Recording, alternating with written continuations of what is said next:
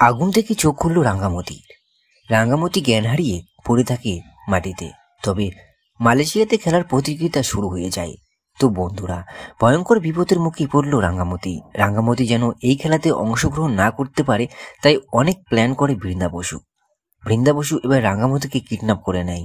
এইদিকে রাঙ্গামতি সবকিছু ভুলে জ্ঞান হারিয়ে মাটিতে পড়ে থাকে। রাঙ্গামতিকে লুকিয়ে রাখে বৃন্দা বসু।